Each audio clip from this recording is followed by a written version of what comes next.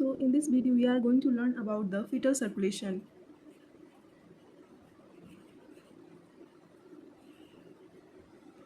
There is basically difference between the postnatal circulation and the prenatal circulation. Here we discuss about the prenatal circulation. And then secondly we discuss the changes occurs in the fetal circulation from prenatal to postnatal. And secondly we discuss about the what are the remnants that are left,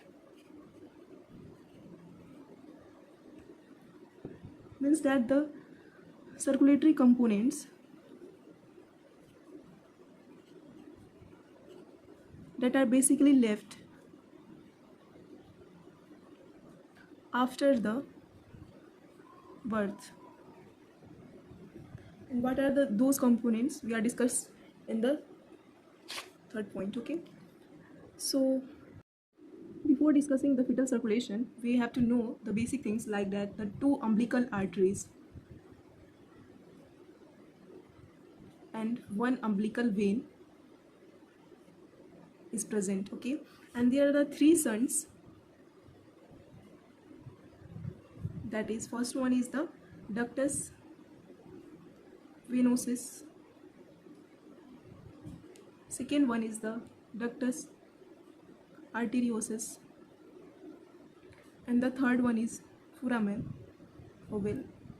Okay, these 2 points are the very important before discussing the fetal circulation.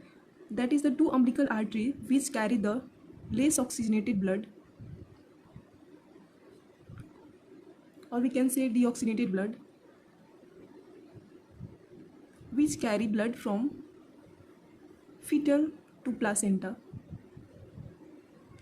and one umbilical vein which carry oxygenated blood from placenta to fetus. Okay, now let's move on the circulation process that is occurs in the prenatal. Okay, this is the placenta, and from here there is the umbilical vein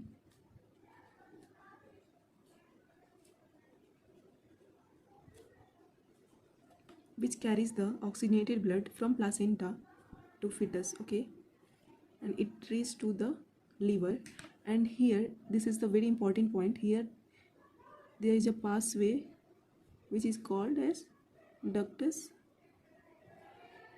venosus. Okay, and here there is the two umbilical arteries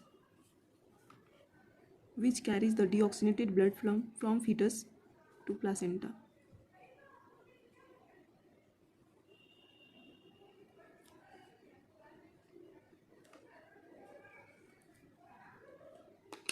Here the oxygenated blood comes to the ductus venosus and mixes with the inferior vena cava. This is the inferior vena cava through which the blood drains from the lower parts of the body, and then it comes into the right atrium. Okay, from here there is the foramen ovale is present, and here is the septum secundum and the septum primum is present, through which the blood is drains into the left atrium, and through which it comes into the left ventricle, and then it goes to the aorta, and finally through the umbilical cord to the umbilical arteries it goes to the placenta. Okay, and from the superior vena cava the blood drains from the upper part of the body, and then it comes into the right atrium, and then it goes into the right ventricles, and from where this blood drains into the pulmonary artery, through which it little bit it sends to the lungs, but more of it returns to the, here there is the ductus arteriosus shunt is present.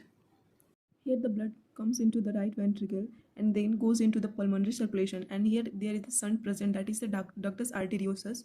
In between the pulmonary circulation and in the aorta there is the uh, shunt present, that is the ductus arteriosus. Okay, from where the blood is drains into the aorta without going the to the lungs. A little bit goes to the lungs, but more of it comes into the aorta, and then finally the circulation is continue. Okay, so overall we know that the blood is going a little bit into the lungs because lungs is immature.